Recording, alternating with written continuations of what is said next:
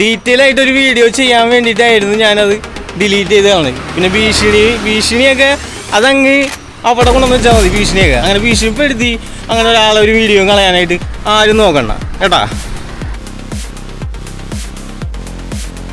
Hi, അപ്പോൾ ഞാനുള്ളത് ഇപ്പോൾ വല്യോട്ടത്താണ്, അതായത് എൻ്റെ നാട് കേട്ടോ. അപ്പോൾ ഇന്നലെ അവിടെ വലിയൊരു ആക്സിഡൻ്റ് ഉണ്ടായി. നമ്മളിവിടുത്തെ പിള്ളേർ തന്നെയാണ് ഓടിച്ചിരുന്നത്. അപ്പോൾ അതിൻ്റെ ഭാഗമായിട്ട് ഞാനൊരു വീഡിയോ ഇട്ടിരുന്നു. അപ്പോൾ ആ വീഡിയോയ്ക്കെതിരെ എൻ്റെ കമൻറ്റ് ബോക്സിലും അതായത് എൻ്റെ പേഴ്സണൽ ഫോൺ നമ്പറിലേക്കൊക്കെ ഒരുപാട് ഭീഷണികളൊക്കെ വന്നിരുന്നു. അപ്പോൾ ഞാനത് വിശദമായിട്ട് അങ്ങ് ഇടാമെന്ന് വെച്ചു. അവരെ സപ്പോർട്ട് ചെയ്യുന്ന കുറച്ച് ആളുകൾ അവിടെ കടയിലുണ്ട്. അപ്പോൾ അതുകൊണ്ടായിരിക്കാം ആ വണ്ടി അങ്ങോട്ട് കയറ്റിയത്, അല്ലെങ്കിൽ അവർക്ക് നേരെ ഓടിച്ച് പോകുന്ന കാര്യമല്ലുള്ളൂ. അപ്പോൾ ഇന്ന് ഈ സംഭവം നടക്കുന്നത് ശരിക്കും 3-ാം തീയതിയാണ്.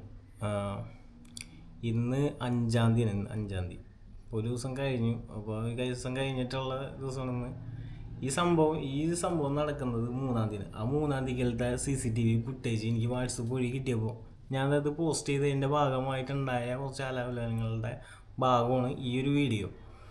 അപ്പോൾ ഇതിൽ വേറൊരു വിഷയം എന്ന് പറഞ്ഞാൽ, ഇതുമായി ബന്ധപ്പെട്ട് നിൽക്കുന്ന ആളുകളല്ല എനിക്ക് ഭീഷണിയായിട്ട് വന്നിട്ടുള്ളത്. ഞാൻ ഈ സൈസൊന്നും എടുക്കാത്തതാണ്. ഈ അടിപിടി കേസ് പരിപാടികളൊക്കെ നമ്മൾ അവസാനിപ്പിച്ച സംഭവമാണ്. പിന്നെ നമ്മളെ ചൊറിയാൻ നിന്നാൽ ഞങ്ങൾ മാന്തും. കുറച്ച് വിഷമങ്ങളുണ്ടായി. കാരണം ഒരുപാട് പേര് എന്നോട് ചോദിച്ചു ഇതെന്താണ് വിഷയം, പിന്നെ ഈ വീഡിയോ എവിടെയെന്ന് ചോദിച്ചു. അപ്പോൾ ഈ വീഡിയോ എൻ്റെ കയ്യിൽ തന്നെയുണ്ട്. എന്നെ കൊണ്ടത് എങ്ങനെയെങ്കിലൊക്കെ എന്നെ കൊണ്ട് ചോദിപ്പിച്ച പിള്ളേരെ കൊണ്ട് എന്നെ തല്ലിപ്പിക്കാനുള്ള പരിപാടി എന്നൊക്കെ എനിക്കറിയാം. അത് മറ്റടുത്ത് വെച്ചാൽ മതി കേട്ടാ.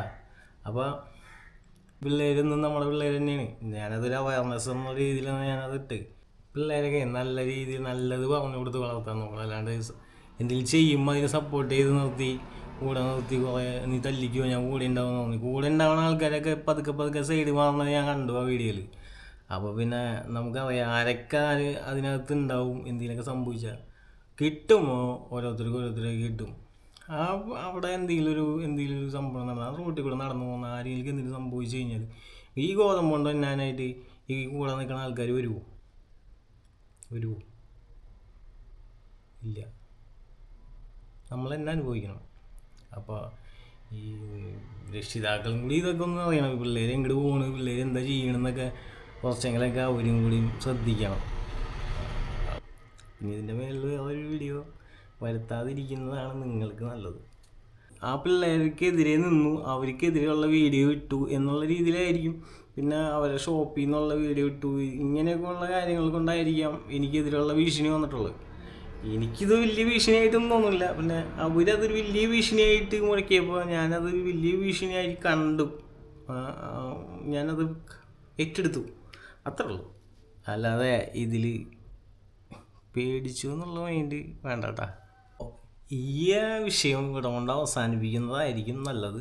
അല്ലെങ്കിൽ എനിക്ക് കുറച്ച് കണ്ടൻ്റ് ആവും, നിങ്ങൾക്കത് കുറച്ച് വിഷമമാവുകയും ചെയ്യും.